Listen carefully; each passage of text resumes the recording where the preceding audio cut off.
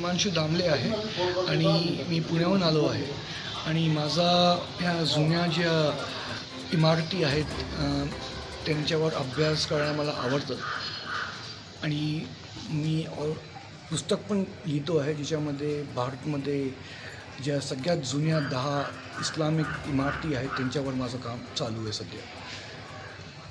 ही मस्जिदीबद्दल मला माहिती मिळाली होती एका भारतीय पुरातत्व विभागच्या पुस्तकामध्ये आणि त्या पुस्तकाचं नाव आहे एपिग्राफिया इंडिका मुस्लिमिका. त्या पुस्तकामध्ये याच्याबद्दल खूप छोटीशी माहिती आहे कारण का त्यावेळी ही मस्जिद जी आहे ती बॉम्बे प्रेसिडेन्सीमध्ये यायची. तर ही झाली मनशूर झाली जुन्नरच्याबद्दल माहिती आहे याच्याबद्दल.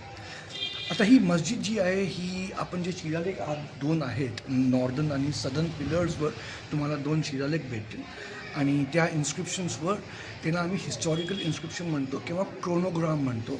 क्रोनोग्राम म्हणजे त्याच्यामध्ये डेट सापडते की डेट केव्हा ही मस्जिद बांधली होती. तर त्या डेटच्या अभ्यासानंतर आपल्याला कळलं की ही मस्जिद जी आहे 1586मध्ये बांधली होती आणि याला जे बांधणारे होते त्यांचं नाव होतं मीर मोहम्मद जमान. आता हे मीर मोहम्मद जमान कोण आहेत हे आम्हाला खरंच माहीत नाही, हे शोधायला लागेल, पण हे कोणीतरी महत्त्वाचे असतील आणि त्याच्याबद्दल आम्हाला थोडीशी माहिती अजून काढायला लागेल. खूप लोकांचा असा गैरसमज आहे की मस्जिद आहे म्हणून ते हिंदू वास्तुशिल्पाला तोडून बांधलं आहे की नाही, असं काही वाटत नाही या मस्जिदला बघून अजिबात. कारण का 1586मध्ये इथे कुठलाही हिंदू राजा किंवा त्याचं साम्राज्य नव्हतं. हे पूर्ण इलाका जो होता तो नगर सल्तनतमध्ये होता.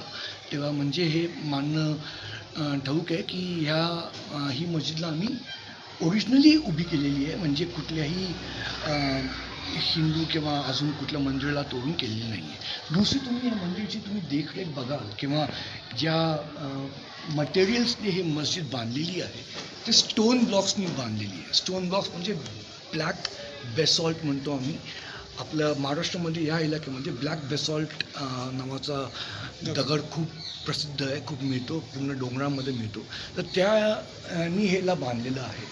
आणि दुसरी गोष्ट हे इथे कुठलंही असं ट्रेस पण दिसत नाही ज्याच्यामध्ये कळेल की हे आधी हिंदू किंवा जैन किंवा बुद्धिस्ट मंदिर असेल. हे प्युअरली इस्लामिक ट्रेडिशनमध्ये खूप सिम्प्लिस्टिकली बांधलेली आहे आणि बांधल्याचं सगळ्यात मोठं महत्त्व हा आहे की तुम्ही बघायला आहे का प्लॅटफॉर्मवर बांधलं आहे त्यावेळीस बहुतेक ही मस्जिद जी आहे खूप प्रॉमिनंट असेल आणि सगळ्यांना दिसू शकेल अशी म्हणून बांधलेली होती. मला वाटत नाही आसपास अशी कुठलीही मस्जिद आहे किंवा मंदिर आहे जे एवढं जुनं असेल, म्हणून बहुतेक याला असं वरती प्लॅटफॉर्मवर बांधलेलं आहे. आणि तर हे परत गैरसमज खूप लोकांमध्ये होतं की जुन्नरमध्ये केलेलं आहे, मनशेरला केलेलं आहे किंवा इकडे घोडेगावमध्ये केलेलं आहे. असं काहीही इथे बघून तरी वाटत नाही आणि दिसून पण येत नाही आहे. म्हणजे हे एकदम इस्लामिक जुम्मासाठी तयार केलेली मस्जिद आहे आणि त्याच्यामध्ये हे पण नाही. जे आपण शिलावर जे लिहिलेलं आहे त्याच्या बाबतीत आमच्या गावात किंवा म्हणजे आमच्या दोन्ही समाजात फार संशयास्पद असं वातावरण आहे का त्याच्यावर लिहिलेलं आहे मंदिर. त्याच्याबद्दल एक सांगतो मी ते काय लिहिलेलं आहे ते सांग. आपल्या सगळ्यांना ह्या शिलालेखचं पूर्ण ट्रान्सलेशन पाठवतो. आज पुण्याहून गेल्यानंतर पाठवतो ट्रान्सलेशन. तुम्ही त्या ट्रान्सलेशनचा एक मोठा फोटोकॉपी करून वगैरे इथे लावू शकता की जे लोक या बघायला येतील त्यांनाही कळेल की काय आहे. आणि गावामध्येही तुमचं काय पंचायतचं ऑफिस जिल्हा ऑफिस काहीतरी असेल तिथेही तुम्ही लावू शकता. आणि नुसतं एवढा गैरसमज खूप जास्त होतो, पण एवढं एक मानणं खूप गरजेचं आहे की घोडेगावमध्ये ही एक ऐतिहासिक धरोहर आहे.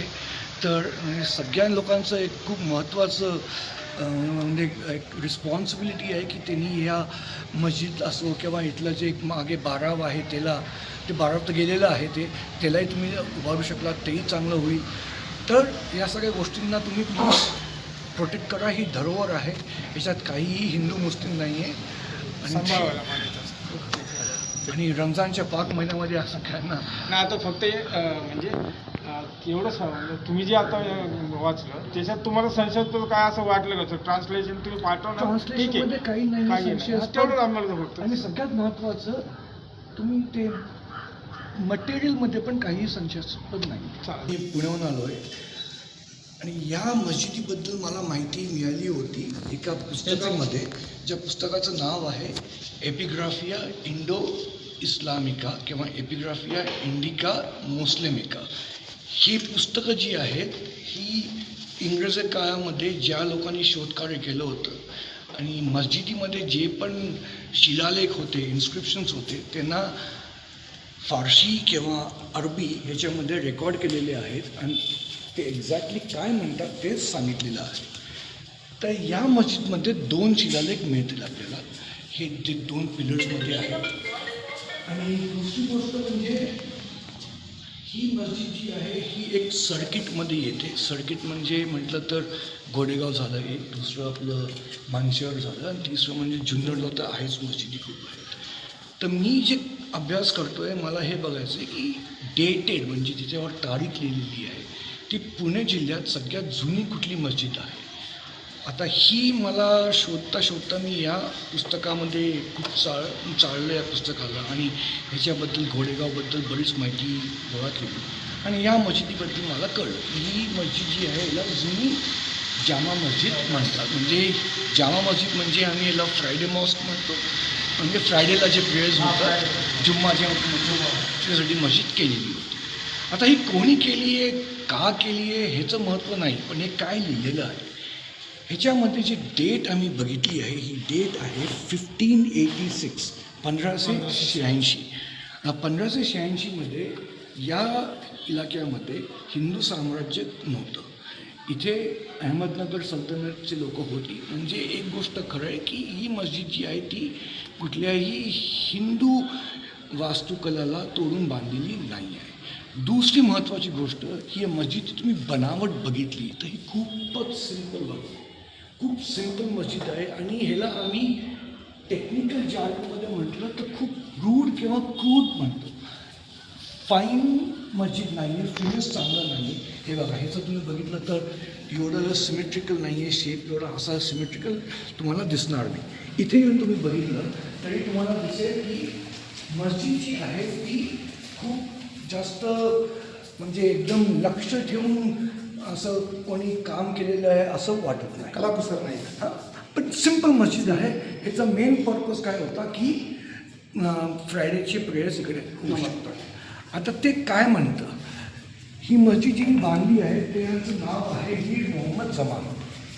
मीर मोहम्मद जमान हे अहमदनगर सल्तनतचे कोण होते हे आता सांगता येत नाही, त्याच्याबद्दल शोध काढायला लागेल. पण वाटत नाही की हे खूप कोणी फेमस पर्सनॅलिटी असतील, पण त्यांनी ही मस्जिद बांधली होती. या एरियामध्ये जे मुसलमान होते त्यांच्यासाठी प्रेयरची एक जागा निर्माण त्यांनी केलेली होती, प्रार्थनास्थळ. आता जेव्हा ही मस्जिद बांधली होती तेव्हा ह्या पूर्ण एरियामध्ये कुठेही असं हिंदू मंदिरला तोडून बांधली आहे असं काही नव्हतं. अहमदनगर सल्तनत तेच सल्तनत आहे ज्याच्यामध्ये शहाजी भोसले पण होते. कधीतरी शिवाजी भोसलेंना पण माहीत होतं की ते काय आहे. तर त्या लोकांनी कधीही असं मस्जिदी बनवल्या, मंदिर तोडून असं आपल्याकडे काही पुरावा नाही. तर मला वाटतं ही जी आहे ही ओरिजिनली बनवलेली मस्जिद आहे. ह्याच्यामध्ये कुठलाही हिंदू मंदिर किंवा वास्तुशिल्पाला नुकसान नाही केलेलं आहे. दुसरी गोष्ट, जवळपास कुठले मंदिर आहेत का इकडे. आता इथे जवळपास जे मंदिर बघितले जुन्या काळीचे मंदिर म्हणजे आपल्याला मिळतील एक तर 12वी किंवा 13वी शतकाचे मंदिर इथे आहेत या एरियामध्ये. म्हणजे मोठा एरिया म्हटला तर आंबेगाव म्हटला, आंबेगाव तालुका आणि जुन्नर तालुका मी दोघांना मिळून सांगतो आहे. तर सगळ्यात जुना तुम्हाला काय भेटेल तर तो भेटेल इकडे पूर नावाची एक जागा आहे नाणेघाटच्या खालती. तिथनं कुकडी नदीचा उद्गम होतो. कुकड नदी जी आहे ती ह्याला येऊन भेटते घोडला पुढे जाऊन. तर त्या नदीच्या काठेशी एक मंदिर आहे कुकडेश्वर पुरातन मंदिर. हां, ते पण खूप लोक म्हणतात की हे मंदिर जे आहे ते 7व्या शतकाचं आहे किंवा 6व्या शतकाचं आहे. आमचे लोक म्हणतात की 6व्या शतकाचं आहे. नाही, ते मंदिर जे आहे ते 12वे जास्तीत जास्त 13वे शतकाचं मंदिर आहे. त्याच्यानंतर इथे नाथ संप्रदाय खूप जास्त होता. आता नाथ संप्रदाय म्हणजे आपण सांगायचं झालं तर उत्तर प्रदेशचे जे मुख्यमंत्री आहेत योगी आदित्यनाथ, त्यांचं गोरखनाथ तुम्हाला माहिती असेल, ते गोरखनाथ त्यांचा तो लिंक आहे. तर त्या काळी ह्याचं इकडे खूप मोठं मंदिर आहे. ते म्हणजे जुन्नरहून 10 किलोमीटर, जुन्नर आणि ह्याच्यामध्ये पारुंडे नावाचे गाव आहे. तिथे ब्रह्मनाथ मंदिर ते आहे. तिकडे थोडंसं मी आहे, पण ते पण किती जुनं आहे, 12व्या-13व्या शतकाचंच आहे. इथे अजून असं कुठलंही जुनं मंदिर आपल्याला सापडत नाही की जे एवढं मागे जाईल की मागच्या 1000 वर्षपूर्वीचं मंदिर मला नाही वाटत पुणे जिल्ह्यामध्ये कुठलंही असावं, एक सोडलं तर. आणि ते म्हणजे घोराडेश्वरची लेणी आहे तळेगाव दाभाडेला. आपण जेव्हा मुंबईला जातो पुण्यावरनं जुन्या हायवेवर, तर तळेगाव दाभाडेला एक लेणी आहे डोंगरावर, ते घोराडेश्वर लेणी म्हणतात त्याला. ते एक मंदिर आहे. ते बहुतेक मंदिर असेल जुनं, ते 3ऱ्या किंवा 4थ्या शतकाचं बांधलेलं मंदिर असू शकतं. अजून एक कोण म्हटलं तर पुण्याचं पाताळेश्वर ते म्हणू शकतो. पण पाताळेश्वर परत लेणी होती, तर त्याच्यामध्ये राष्ट्रकूटांनी बांधलेली 8व्या किंवा 9व्या शतकाची आहे. आपल्याकडे ह्याच्याहून जुने मंदिर अनफॉर्च्युनेटली नाही आहेत. द ओनली मंदिर जे आपण म्हणतो ते भाजा लेणीमध्ये ती सूर्याची जी मूर्ती आहे ती जगात सगळ्यात पहिली हिंदू मूर्ती मानली जाते. बस एवढंच आहे. मग जो नाणेघाट जो आहे, तर नाणेघाट हा किती पुरातन आहे, किंवा आपण त्या नाणेघाटाला ज्या काही लेणी आहेत वगैरे तर ते कधीच स्थापत्य आहे? नाणेघाटची जी लेणी आहेत त्या वेगळ्या शतकांमध्ये आहे. तर ती जुन्नरचीच लेणी आपण म्हणतो जनरली. तो पूर्ण पॅक जुन्नरचाच पॅक म्हणतो. तर आपण म्हणू शकता की ईसापूर्वी बहुतेक 1 शतक ईसापूर्वी ते 7-8 शतक ईसा नंतरची ती लेणी असेल. सरासरी आता ईसा म्हणजे 2000 साल, त्याच्या आधी म्हणजे 3000 साल ते 2000 सालच्या मधले असं तुम्हाला म्हणायचं? 3000 पण नाही. नाणेघाटची लेणी मॅक्सिमम जाईल 2-2.5 पण नाही, 2-2.25 पर्यंत. कारण का लेण्यांच्या मध्ये सगळ्यात जुनी लेणी तुम्हाला मिळेल बेडसे किंवा भाजे लेणी खूप जुनी आहे. म्हणजे ईसापूर्व 200-300 शतकापूर्वी झाले. हो, ठीक आहे. नाही तर भारतात सगळ्यात जुनी लेणी आहे ती बिहारमध्ये आहे. बराबर नावाची एक लेणी आहे, ती अशोकांच्या वेळेस बांधलेली होती. ती खरंच जुनी आहे. ती 300-350 ईसापूर्वी असते. मग आता जुन्नर भागात ज्या लेण्या डेव्हलप झाल्या, उदाहरणार्थ ही खानापूरची लेणी आहे, सगळ्या बौद्ध लेण्या आहेत, किंवा आपण लेण्याचं मंदिर जे गणपती मंदिर आहे त्याच्या पण शेजारी सर्व ते काही बौद्धकालीन लेण्याच आहेत. मग ते स्थापत्य कधीचं असेल? आता बघा, ते जे स्वयंभू मंदिरं असतात मग ते खरं सांगितलं तर ते खूपच टेक्निकल असतं की तुम्ही त्याला स्वयंभू का म्हणता.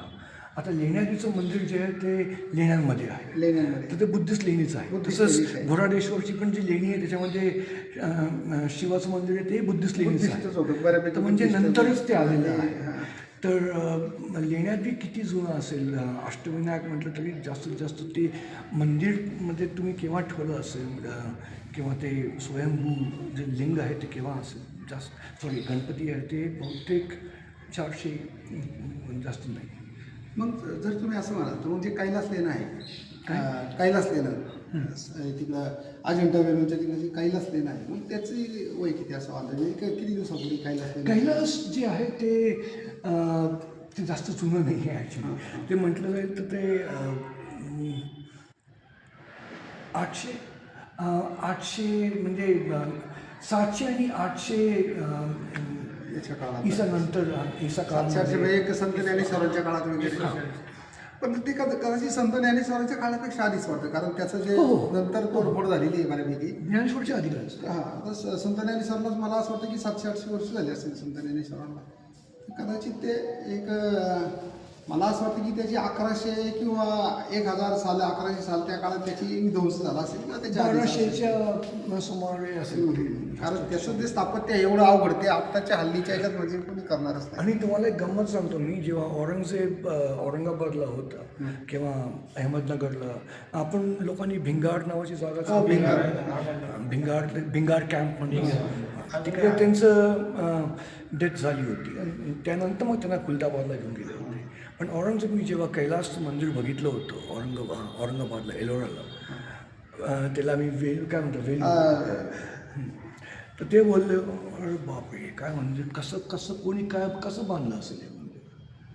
मग त्यावेळी त्याचा स्ट्रिक्ट विध्वंस इन्स्ट्रक्शन झाला. होते की या मंदिराला हात पण लावायचा नाही, म्हणजे हे ते इतकं अप्रतिम मंदिर बांधलेलं होतं. नाही पण औरंगजेबांच्या काळात तर त्याचा विध्वंस झाला नाही, त्याच्या आधी झाला असेल ना, कारण औरंगजेबानंतर मग डायरेक्टली बऱ्यापैकी पेशवाई किंवा मराठा साम्राज्य आलं होतं, त्यावेळेस तर ते तुटणं शक्य नव्हतं. ते कैलास मंदिर ते वेल प्रोटेक्टेड आहे, त्याच्यामध्ये काय असं एवढं नाही त्याच्यात पण खूप मोठं विध्वंस ते झालेलं आहे. दिसतं, पण ते औरंगजेबाने नाही डेफिनेटली औरंगजेबांच्या काळात तर नाहीच. आधीच मला असं झालं वाटतं ते सलीम खिलजी वगैरे 1100 शतकात वगैरे असं झालं असेल. ते असू शकेल. त्याचं अजून काय आपल्याला हे मिळत नाही, कारण का असं असतं तर मग खिलजी जेव्हा पहिल्यांदा डेक्कनमध्ये आला होता तर त्यांनी खूप जास्त नुकसान केलं असतं. हो मग नाही मग खिलजींनी याला दौलताबाद किल्ल्यावर पण त्यांनी त्यावेळेस आक्रमण केलं होतं. तिथं ते गणपती देव वगैरे कोणते राजे होते त्यावेळेस त्यांनी वेढा टाकला. अल्लाउद्दीन खिलजी जे सुरुवातीला आले होते. मग त्यांनी अलाउद्दीन खिलजींनी केलं होतं, मग त्यांनी त्यानंतर त्यांनाच परत दिलं होतं की तुम्हीच सांभाळा, आता मी चाललोय परत दिल्लीला. हा त्यांनी ते पण त्यानंतर त्यांनी परत काहीतरी केलं आणि मग ते असं झालं. पण ठीक आहे, पण धन्यवाद. नमस्कार, मी युनुस मुलानी, घोडेगाव मुस्लिम समाजाचा अध्यक्ष. आज सकाळी मला भेटायला आमचे पुण्यावरून दामले साहेब आलेत. हे इतिहासकार आहेत, पुस्तक लिहितात आणि ऐतिहासिक वस्तूंची माहिती गोळा करतात. मशीद झाले, मंदिर झाले, बऱ्यापैकी ते फिरतात अशी त्यांनी माहिती दिली.